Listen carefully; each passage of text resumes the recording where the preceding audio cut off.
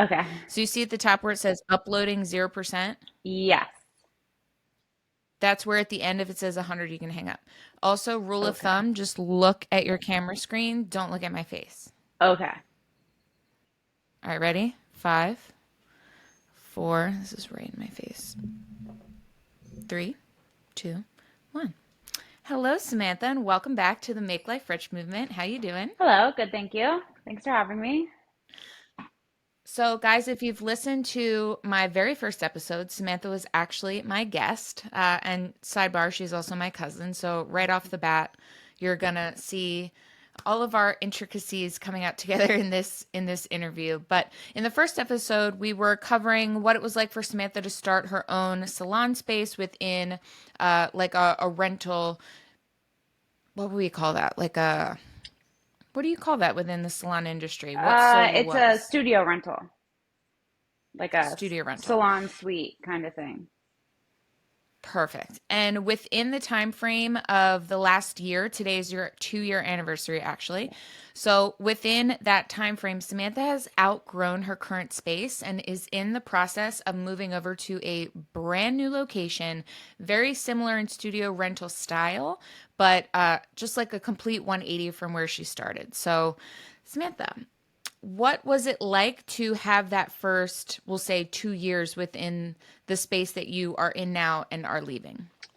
I mean, it was great. It was a great place to like figure things out and like kind of establish my footing. And I don't know, it was my only choice at the time. So I just kind of like was pushed into it. So for what it was, it served me well. I love that. So, a little backstory if you haven't heard the first episode. Samantha was working at another salon. She did not own the space. She was just a hairstylist at the space and was also the manager for a brief period of time. And it just like wasn't vibing with like who you were as a person at all. It seemed totally opposite of like what you were meant to be doing. So, what did it feel like when you did get into having your own space and like kind of figuring out over the last 2 years what you want in a space, what you don't want? Like, was there a lot of you being like, ooh, for next time, like this? Oh, 1,000,000%. When I got into my studio space, I knew that I didn't like it, I didn't love it, but financially, that was my only option because it was kind of like getting fed to the sharks a little bit. But as I was working, I would notice, oh, I need this paint color. I need this setup for a sink. I need these light fixtures. Like, there's so many things that go in. Like, yes, I do hair, but in the space I work in, there's so many things that go into it, even down to like what lumen of light bulbs you use. Are they cool? Are they warm toned? Are they the paint color? The paint color reflects off a person's face and hair. It makes it look different. There's so many little things like that that go into it that renting this like generic space, it kind of like didn't provide. Um, Mm-hmm. but I was very lucky because my clients didn't care and they didn't notice. I provided them an experience the whole time and they were like, this is great. I don't know what the problem is. But I was like, it's just not me. But finally, I'm Yeah, at a place now where financially I can grow a little. I love that.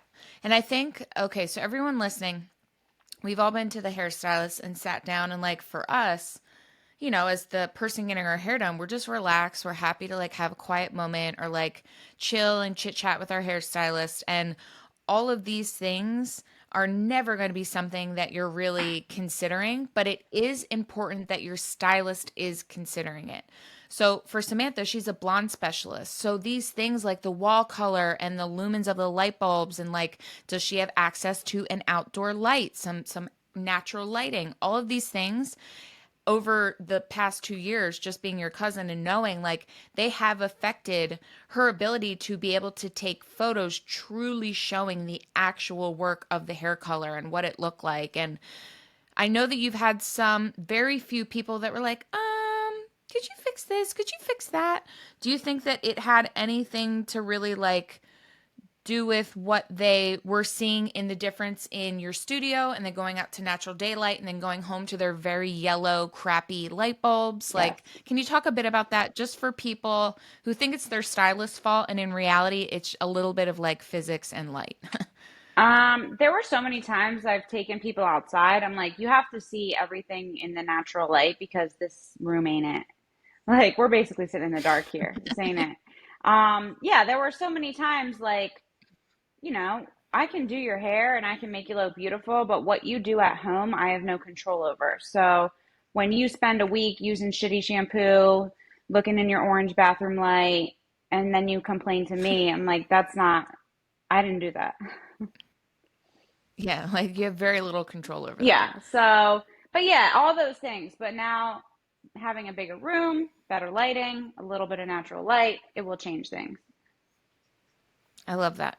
So if there's a stylist listening that like wants to start out her own space and she has maybe the time to fiddle around with finding the perfect space, what would be like the top three things outside of paint colors? I know the lights are huge, so I know you're going to say the lights again, like just seeing what kind of lighting they have above on the sides, but what things would you consider really important for someone that might be looking in another shared studio scenario, that you kind of realized after having been in one now for 2 years? I mean, natural light is always like you can do no wrong with natural light. Parking, the parking situation can scare people off. Honestly, like I'm moving back into like the city. I've kind of been like in the sub. I'm kind of in like a strip mall now. Hmm. When I move back to the city, parking is going to be a little different, so I know it's going to scare people off. And I'm telling them, I'm like, I'll come out and parallel park for you, like whatever it's going to take. Yeah. I think You that's already huge. know. We've done that for No, so many parallel people. parking, dude. Yeah, it scares off a lot of people I for mean, we sure. would parallel park on Broad Street in the snow, like we got this. So Yeah, in I, Philadelphia, like, yeah, like I got it. So that's a huge thing. You have to look at stuff like that because they're looking at that. A huge thing is like having a coffee shop nearby. I don't particularly offer beverages in my space now because it's too small, but like it's important to have a coffee shop. Like who doesn't want to grab a Starbies on the way to their hair appointment? So that's important. There's so many like outside factors that really I kind of like knew, but I was like, A, I don't have the money to care, and B, I'll figure it out. But now, 2 years later, I'm kind of like reevaluating everything. Mhm. Yeah, I love that. Your level up has been so fun to watch. And of course, I'm getting like the backstory too, because, we talk to each other every day. But I would love for you to talk about like personally, what did it feel like for you knowing like, okay, this is just a starting place. This is a stepping stone. Like, did you ever have to like kind of reel yourself in when you're like, I don't like this? Like, but it is, you have to work with what you have. But Oh, was yeah. there ever a time where you had to like chum it up and get through it? Every single day for the past 2 years. I can't express to you like how important it is enjoying the space that you work in every single day. And I would like do my best to like decorate cute, have cute lighting. And I really think considering I did the measurements the other day. It was a 96 square foot space. That is teeny, teeny, teeny, teeny. So I did what I could Hmm. with what I had, but like that's just life. Like you have to make the most of what you've got. And I would tell myself, I'm like, this isn't forever. It's just for now because Hmm. I was pushed into this. Hmm. I really enjoyed, so backstory, my husband and I went down to Samantha's salon when she was first opening it and looking at everything, and we're like, oh my God, this is great. This is a great place to start. This makes a lot of sense for you. Um, it was definitely an environment that you could make completely your own, just utilizing what was there. But I do remember your husband coming in and having to put in shelving for you because shelving wasn't provided. And you were able to eventually like move into a second room that had a corner sink instead of Hmm. the original setup that you had that felt a lot less like the lack of flow for you while you're working. It seemed like you were getting interrupted a lot by like turning in circles to Oh get my this or God. that or Yes. so could you talk about what kind of like when someone is looking for a salon space, even if it's just like, out in the world, not in a shared location, what were things that you've like recognized now are non-negotiables for you in terms of the layout and what materials or things are included that gives you the ability to work the way you need to work without causing yourself less work or like more work or just like it's not comfortable because you're so confined. There's no flow. I mean, non-negotiables, like you need storage space. You need good management. And I want to say there's a lot, I don't know like where people are listening from, but a lot of states don't offer these places yet. So people might not understand. It's like an apartment building. Like we rent the separate studios. It's essentially like an apartment building. I have so many new clients come in, they're like, "What is this?" Like, where am I? I'm like, "Oh, there are 30 Yeah. separate businesses in the same place." And then there's a manager who manages the whole thing. So the management is like very important. I got incredibly screwed over by management at my place several times. That's a huge reason I'm leaving. Um, there's a lot of things that are just out of your control, and it's like a give and take. But I don't want my own salon because it's like owning a house. Then I'm responsible for everything. When you rent a house, Hmm. someone else comes in and takes care of the plumbing and the lighting. When you own, it's kind of like shit. I gotta call someone. Yeah. So it's nice to have someone like do that stuff for me. Yeah. I wonder if you could delicately talk a little bit about what it was like to get to know your suite mates and then overall deal with how they behaved professionally or maybe like lack thereof in the professional era. And if that was ever something that like affected your business or your clientele. To put it delicately, first and foremost, everyone's amazing. Like I love everyone I work with. Like there's no problems or anything because we're all, I go in my room, I shut my door. We don't have to talk. You talk to the people you want to, Hmm. and they're all very, very sweet and like supportive. I will say recently, someone in my hallway uh, sings a lot. She sings at the top of her lungs, like very religious music, and with her clients, and that's cool. Like, that's their thing, and that's great for them. But, like, I don't know, I could have a client come in who's a witch. Like, they're like, I don't subscribe to that. I don't want to hear your church music. So it's just kind of like, Hmm. I swear I've lost clients because they're sitting in my chair trying to relax and they hear the person next to me singing and like, hallelujah, praise Jesus, amen, amen. And they're like, I gotta go. It's very off putting. It's very off putting. It's not to say like I disagree with whatever they're putting into the world. It's just like, this is business and Hmm. my business doesn't do that, so I don't want to be affected by your business that does that. So that's that's kind of it. Again, like renting an apartment, you have your neighbors who play loud music and you have to pound on the wall. It's just like I don't want to do this anymore. Yeah. Yeah. Definitely. And I think the paper thin wall aspect certainly added to that. I have personally been there during these sing along sessions, and it was very distracting. And I can see for someone like you offering luxury hair care services, where sometimes these Correct. services are reaching multiple thousands of dollars for you doing extensions and coloring and the whole nine. Um, I do remember there being times where like, holy shit, my client is not Oh, do you happy. And hear like I that? just did a whole Yeah. head of extensions and like I have to ask her for 3 grand now after she just sat through 2 church services during Yes. the 4 hours I did her hair. Yes. That can get a little tricky and I mean, they're imagine entitled to their space. imagine going to lean back in the shampoo bowl and you're going to get your nice head massage and then all of a sudden you hear, "Can I get an amen?" Like it's just like, "Oh my God, where am I?" It was very distracting. And the person who does this, she's so sweet and so kind and Yeah. that's cool, but I just don't know how to politely be like, "Hey, can you like not?" So instead, Yeah. I'm just like Yeah. removing myself from the situation. Yeah, I agree. I think she's just very unaware. Just very And that's the unaware. thing, She like seems very it's, sweet. yeah, very sweet, unaware. And that's just the way it is. That was just the luck of the draw. But there was a reason why Yeah. that studio stayed empty. The studio Yes. I'm in Yes. never lasted a year. And I'm like, why? It's like a great space. Now I know why. So Yeah. I don't know I what that think, says to oh, upper management, but that's their problem. right.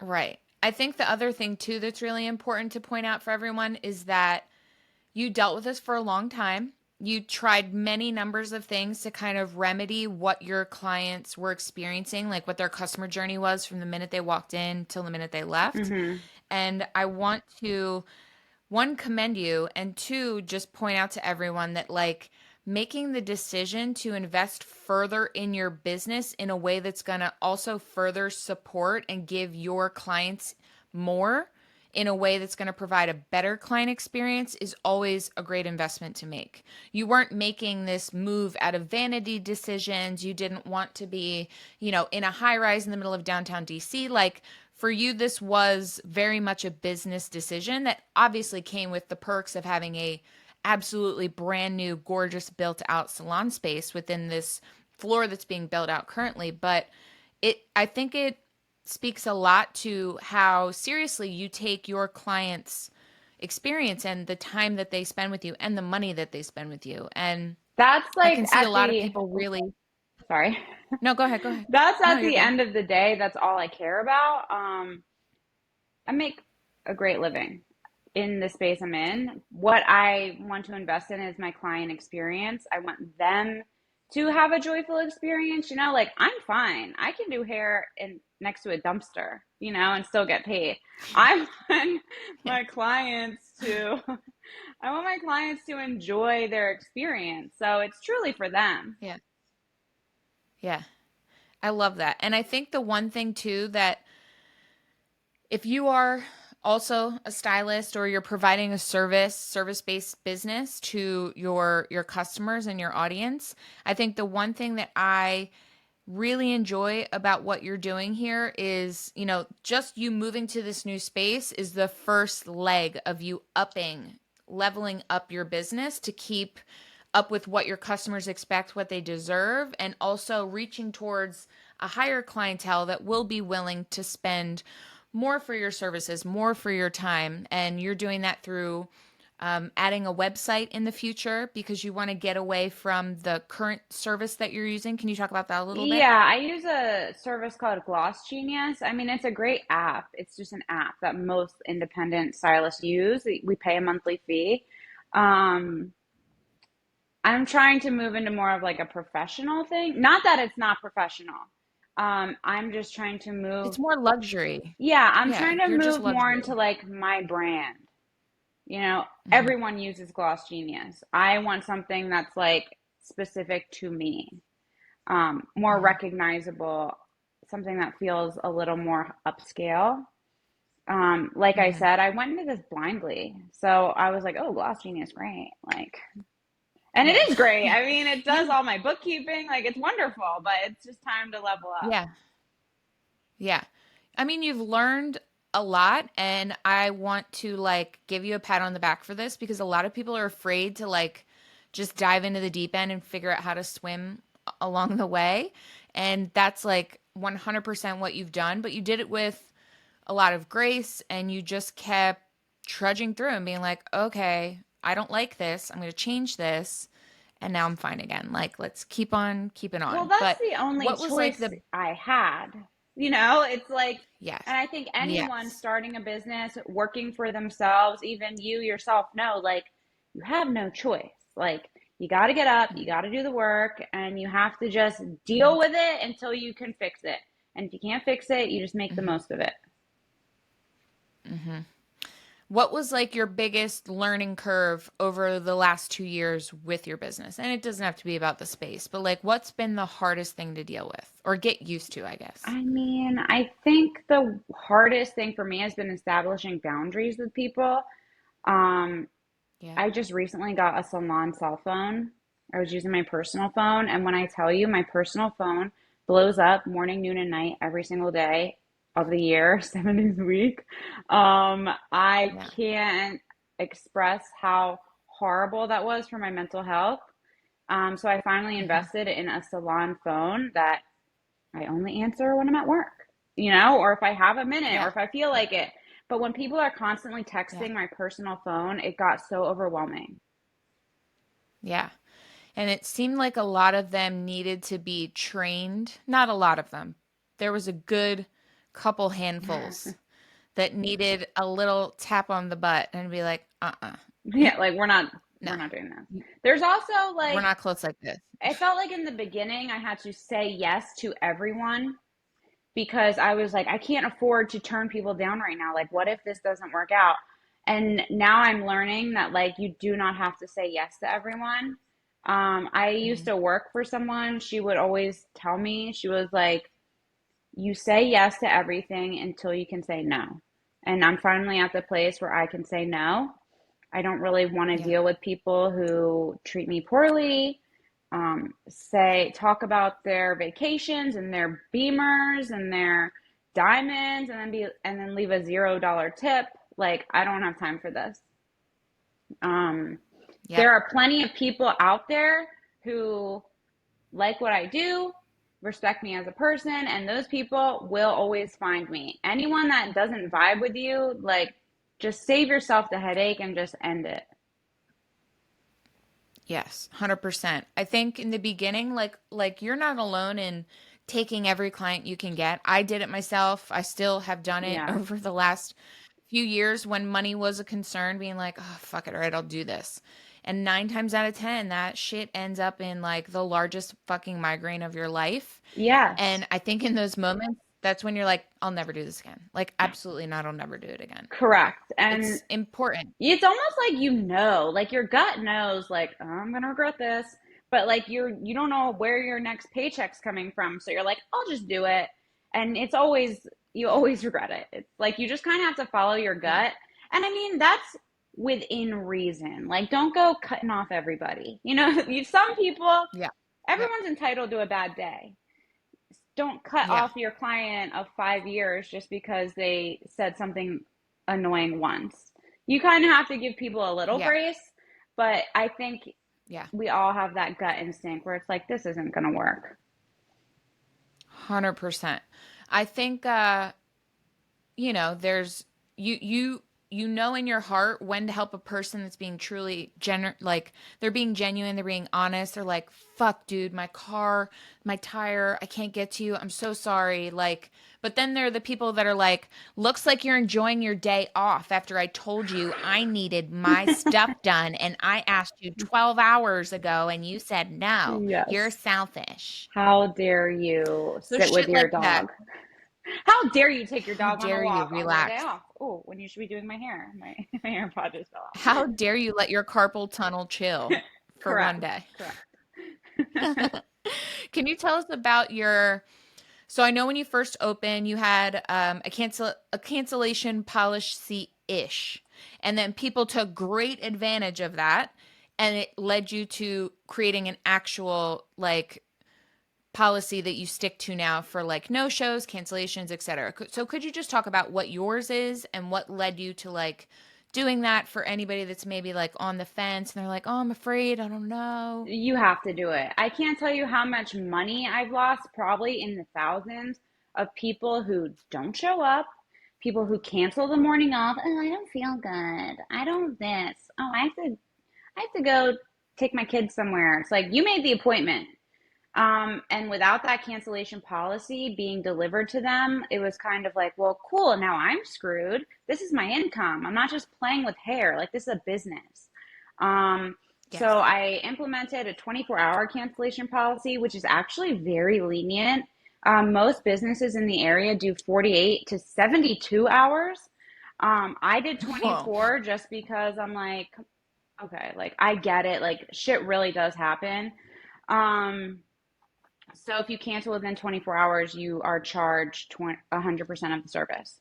And if you no show, you're blocked. Like you can't even rebook. I take their card on file. They have to like click accept the rules when they book online. Everyone has to book online. I have to get that card on file. That way, if they do no show me, legally, I can just collect payment because they've agreed to the terms. There's like a lot of like Hmm. legalities with that. You don't want someone calling and disputing the charge with their bank. You have to like present the policy to them. And then Hmm. lately, I've been finding that a lot of people book but cancel outside of the 24-hour. Like they will hold a spot for 2 months and then cancel the week off. I'm like, you know how many people wanted that spot? So now I've implemented deposits, so kind of to like guarantee you're serious. Hmm. And I do that for new Hmm. people I've known a while. I don't do that because I know they're here to stay, kind of. But it's like someone will book an appointment, but then like look around for another stylist, get in somewhere, Hmm. cancel with me. I'm like, no, this is like, you have to commit to, if you're going to take up time on my schedule, you have to be serious about it. Yeah, And I'm not for like real. trying to be I love mean. that.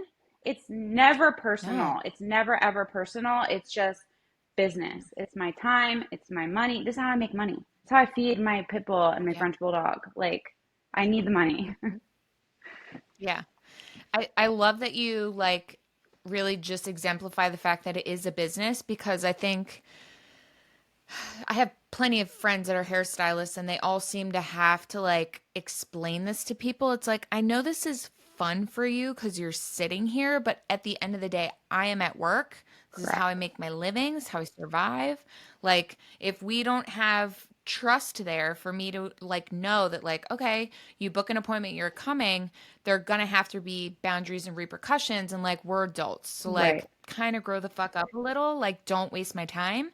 But then you guys are literally speaking face to face with these women and I guess some men, and it can get uncomfortable to have like these conversations Yes. in person. So this will be like one of our last questions, but what advice would you give to a stylist that is having a really difficult time being able to be verbal with their boundaries to a client that's in front of them? I mean, believe me, I haven't quite figured that out myself. Like, there's still times I have to like build myself up. I'm like, I'm just gonna say it. I'm just gonna say it. If you don't stick up for Yeah. yourself, nobody else will. Nobody cares. People will walk Yes. all over you if you let them. I have kind of Yes. built the system that like they know, they know way before they are face to face with me about how this works. If they have Hmm. questions, I'll be like, yeah, refer back to the email that you were sent when you booked. Um, I I don't answer phone calls. If someone calls my phone, I don't answer. I'm a text only business. I'm an email only business, and I recommend that so you have a paper trail. Because if it ever does come down to a dispute or an argument, you have receipts. Like you just Taylor Hmm. Swifted their ass. You have receipts. Um, Yeah. if you take a phone call, it's your word against theirs. So, and I don't mean to be like, that kind of comes across as aggressive. It's just like you have to protect yourself at every corner because people will always try to take advantage of you. So I like a paper trail. And if they text or email, I can think about my response and I can be calm, Hmm.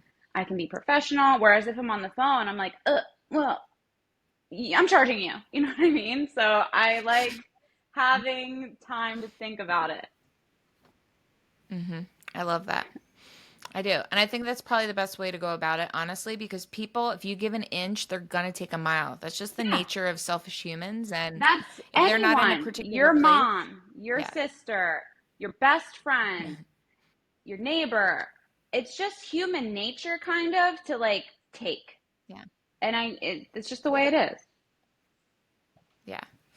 Okay. So I always ask everyone how they make their life rich, but you already did that in the very first episode. So I want to know, what does it mean to you to have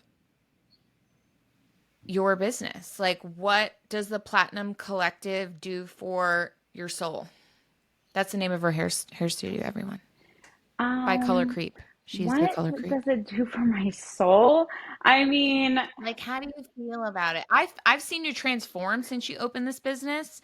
You were already doing so. Like, you've become like two or three different people since you started this because you're just like leveling up. But yeah. I'm just curious, like, what does the business mean to you? Like, what is I it to you? mean, I think short answer, like TBD, like I every day it changes. All I've ever wanted is freedom. Um, Hmm. freedom with my schedule, freedom with my money. Um, Hmm. and I'm getting there. But I would say the first year I opened, I'm like, no one opens a business and takes a day off. So Yeah. freedom has not found me yet, but it's almost there. I'm so close.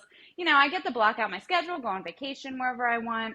Um, I do have a good financial stability with this career. It's getting there. It takes a while. Hmm. But that is what it means to Hmm. me is just freedom. And even if I am I love working that. 60 hours a week, I don't have to listen to a boss who like doesn't care about Hmm. me or oh, you can't leave. You can't Hmm. go to your doctor's appointment. You can't go to your nephew's graduation. You work on Tuesdays. It's like, no, I'm going. So I do love that Hmm. freedom. Yeah, it's super sick. And I feel like clearly I've known you your whole life, but freedom is where you thrive. And to be able to like give that gift to yourself because you took a chance on yourself and started this business from literal scratch is just really, it's insane. And you definitely deserve it. And I just can't wait to come see the new space. And I Yeah. can't wait to see like how this elevates Platinum Collective and just your career in general forward. Like you absolutely were made for this. I think there's so many things around the corner for you within the hair industry that don't necessarily have to stay in your studio. Mm-hmm. And I'm excited for you to see what's coming in the future. Thank you. Thank you so much for coming on, Sam. Thanks for tuning Thanks in, for having guys. me. I'll Have a see great you day. guys soon in my new space. Yeah. Love you. Love you.